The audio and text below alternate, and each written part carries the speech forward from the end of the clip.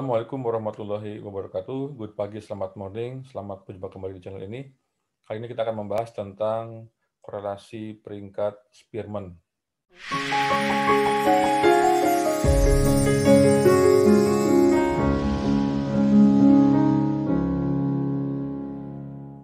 Ini adalah video seri pengantar statistika dengan topik korelasi peringkat Spearman.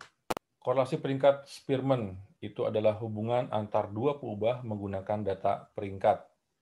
Ya, analisis korelasi peringkat Spearman itu artinya suatu alat analisis dalam ilmu statistik yang mengukur derajat keeratan hubungan antar dua peubah menggunakan data peringkat.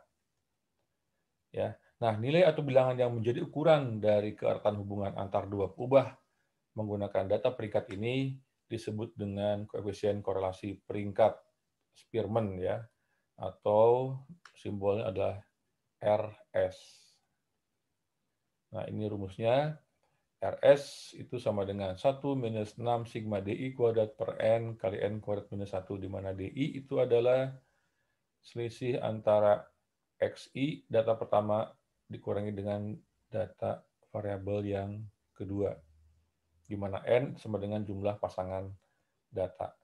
Baik, nah ini adalah syarat atau asumsi dalam kita melakukan analisis korelasi peringkat ini. Ya, yang pertama terdapat hubungan logika antar peubah yang akan dianalisis. Kemudian skala pengukuran sekurang-kurangnya ordinal. Nah ini dia. Kalau Pearson itu skalanya sekurang-kurangnya interval atau selang, tapi kalau korelasi peringkat Spearman maka sekurang-kurangnya datanya cukup ordinal saja. Ya, nah ini kemudian terdapat di awal, ini opsional ya. Misalkan Anda melakukan penelitian atau pengujian ini yang pertama kali, berarti tidak diperlukan syarat yang ketiga ini. Nah, kemudian ini uji hipotesis untuk korelasi peringkat Spearman. Nah, misalkan X dan Y adalah peubah yang akan dianalisis. Ya, nah hipotesisnya adalah H0 tidak terdapat korelasi antara peubah X dan peubah Y. H1-nya terdapat korelasi antara peubah X dan peubah Y. Atau, nah ini notasi matematisnya, H0 rho sama dengan 0, H1 rho-nya tidak sama dengan 0. Kemudian statistik hitungnya, ini RS hitung ya, sama dengan tadi, ya ini 1 minus 6 sigma DI kuadrat per N kali N kuadrat minus 1, di mana DI adalah selisih antara peubah satu dan peubah yang kedua, dan N adalah jumlah pasangan data. Kemudian kaidah pengambilan keputusannya adalah, jika RS hitung berada di daerah penolakan, maka tolak H0. Sebaliknya, jika RS hitung berada di daerah penerimaan, maka terima H0. Nah, ini ada syarat tambahannya, yaitu kalau N lebih kecil sama dengan 30, maka gunakan tabel. Sedangkan untuk N lebih besar dari 30, gunakan rumus RS tabel sama dengan plus minus Z per akar N min 1, di mana Z ini adalah nilai sebaran normal baku, ya. Nah, kemudian kesimpulannya, jika kita putuskan terima H0, maka kita simpulkan belum cukup bukti untuk menyatakan bahwa hasil itu benar. Sedangkan jika kita putuskan untuk menolak H0, maka kita simpulkan pernyataan atau klaim yang menyatakan bahwa hasil itu adalah benar atau terbukti.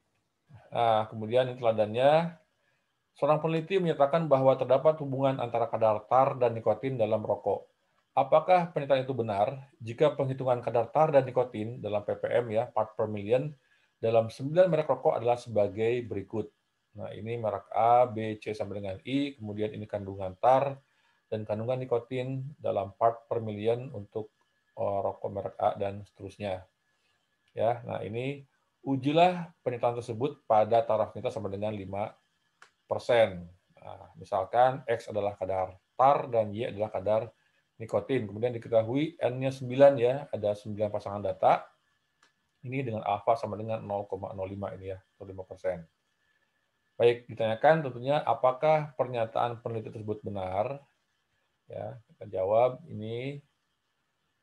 Ya, hipotesisnya adalah H0 tidak terdapat korelasi antara kadar tar dan nikotin dalam rokok. H1-nya terdapat korelasi antara kadar tar dan nikotin dalam rokok. Atau H0 rho sama dengan 0, H1 rho tidak sama dengan 0. Nah, ini adalah statistik hitungnya. Kita gunakan RS hitung ya.